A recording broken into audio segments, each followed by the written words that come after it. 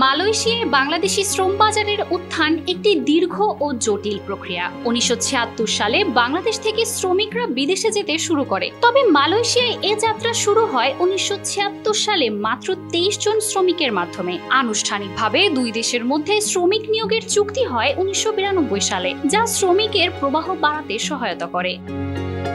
শ্রম বাজারের উত্থান হলেও এটি ছিল অনিয়মিত এবং বিভিন্ন সময়ে বন্ধ হয়ে গেছে।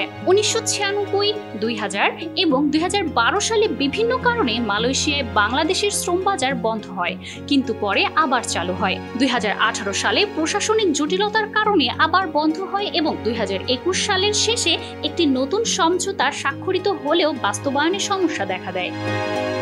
2013 সালে শ্রমবাজার খুলে যাওয়ার পর থেকে বাংলাদেশি শ্রমিকদের সংখ্যা বাড়তে থাকে। 2023 সালে প্রায় 3,51,000 শ্রমিক মালয়েশিয়ায় যান। তবে এই বাজারে নানা সমস্যা, যেমন অবৈধভাবে মালয়েশিয়ায় যাওয়া, শ্রমিক নিখোঁজ হওয়া এবং নির্যাতনের অভিযোগ ছিল। বিভিন্ন কারণে শ্রমবাজার বন্ধ হওয়ার প্রেক্ষিতে 2023 সালের মে মাসে আবারও শ্রমবাজার বন্ধ হয় এবং এটি ছিল বাংলাদেশের জন্য একটি বড় চ্যালেঞ্জ। মানবাধিকার সংস্থাগুলো এই পরিস্থিতিতে উদ্বেগ প্রকাশ করেছে, বিশেষ করে শ্রমিকদের শোষণের ঘটনা নিয়ে। ওবাকাতা বলেন, এখানে বাংলাদেশ ও মালয়েশিয়ার ভেতরে একটি শক্তিশালী অপরাধী চক্র গড়ে উঠেছে, যারা চাকরি এবং ভালো বেতনের কথা বলে শ্রমিকদের মালয়েশিয়ার নিয়োগ নিয়ে প্রতারণা করছে। তারা 5 থেকে 6 গুণ বেশি টাকা হাতিয়ে নিচ্ছে শ্রমিকদের কাছ থেকে, ফলে শ্রমিকেরা ঋণের চক্রে আটকে যাচ্ছে।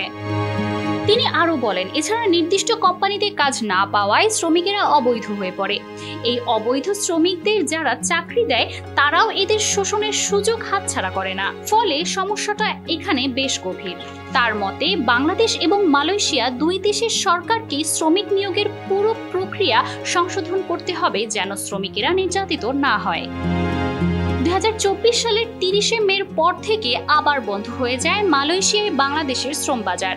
বায়রার সাবেক মহাসচিব আলী হায়দার চৌধুরী অবশ্য জানান, শুধু বাংলাদেশ নয়, সারা দেশ থেকে কর্মী নেওয়া বন্ধ করেছে মালয়েশিয়া। তারা তাদের চাহিদা বিবেচনায় নিয়ে কর্মী নেওয়ার ব্যাপারে সিদ্ধান্ত নেবে। মালয়েশিয়ায় বাংলাদেশি শ্রম বাজারের ভবিষ্যৎ নির্ভর করছে দুই দেশের সরকারের মধ্যে সহযোগিতা ও শ্রমিকদের নিরাপত্তার নিশ্চয়তার উপর। মাজমা আফরোজ নীলিমা, নিউজ 24।